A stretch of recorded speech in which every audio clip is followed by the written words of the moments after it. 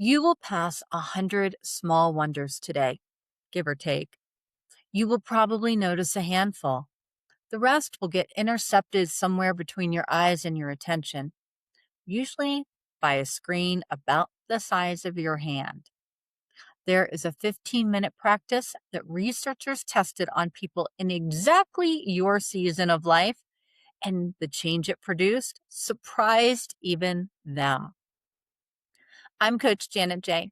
And today on Your Next Best Step, we are talking about wonder, why summer keeps offering it, why your phone keeps catching it first, and one small way to meet God in the ordinary things you have been walking right past. Here's the kind of moment I mean. A few evenings ago, I was out walking Santino. And if you have a dog, you know the walk runs on his clock. He had his nose buried in something important, and I happened to look up at the sky. And that sky was this ridiculous color. It was pink going into gold, the kind of thing you would pay money to see on a postcard. And my very first instinct, before I even took in how beautiful it was to reach for my phone and take a picture, to capture it and keep moving. I caught myself mid-reach and made myself stand there under it for a few seconds instead. Santino, for the record, did not notice the sky at all. He was already on to the next blade of grass. And I wondered how many of those skies had I walked right under this year with my attention somewhere else. There's a line in Psalm 8 that has been doing this very thing for 3,000 years. David writes, "When I consider your heavens, the work of your fingers, the moon and the stars, which you have set in place, what is mankind that you are mindful of them? Human beings that you care for them." Notice what comes first. He looks up. He considers. He lets himself be small under a sky that he did not make. And out of that smallness comes one of the most reassuring questions in all of Scripture. If God hung all of that and still keeps you in mind, then you are held. The looking came first. The wonder opened the door. This is where science meets that sky. Researchers at the University of California, Virginia Sturm, and Dacher Keltner, among them, ran a study published in 2020 in the journal Emotion with 52 healthy older adults. For 8 weeks, everyone took one 15-minute walk a week. One group walked as usual. The other group received one small instruction before they headed out. Notice the vastness of things. Look for the unexpected. Find something unfamiliar inside the familiar. That was the whole intervention. By the end, the All Walk group reported more joy and compassion in their daily lives and less distress. And there is a detail I love. The researchers had everyone take selfies along the way. And over the weeks, the awe walkers gradually let the landscape fill more of the frame and themselves take up less of it. Their attention turned outward.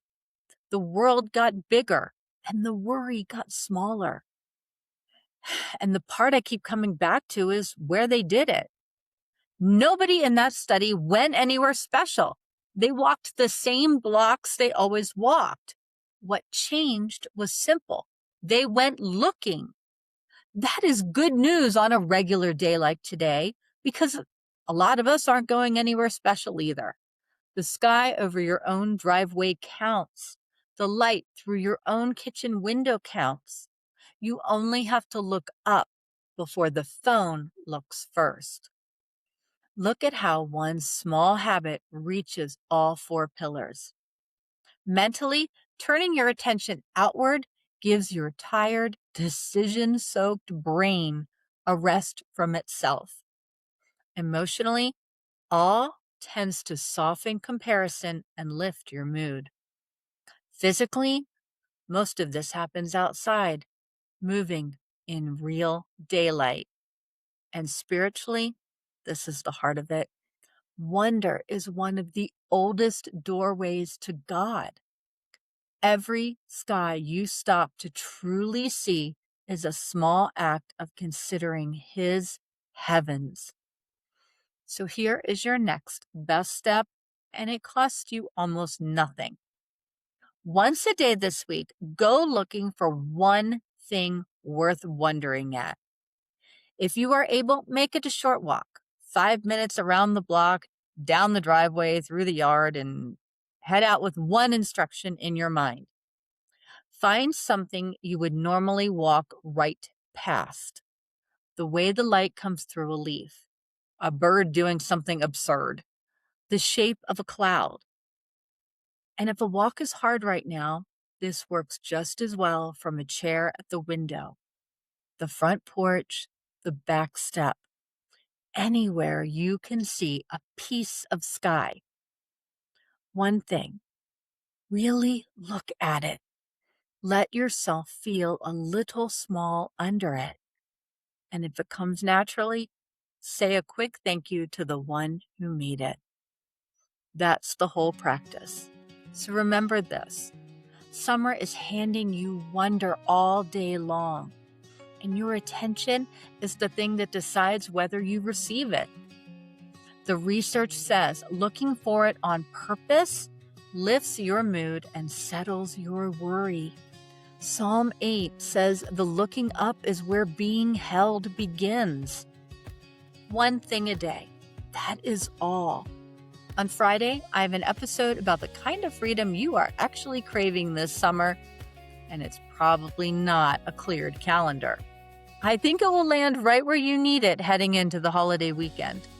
If this show is helping you, follow or subscribe wherever you are listening or watching, so the next one finds you without you having to think about it. I will see you Friday. Take your next best step.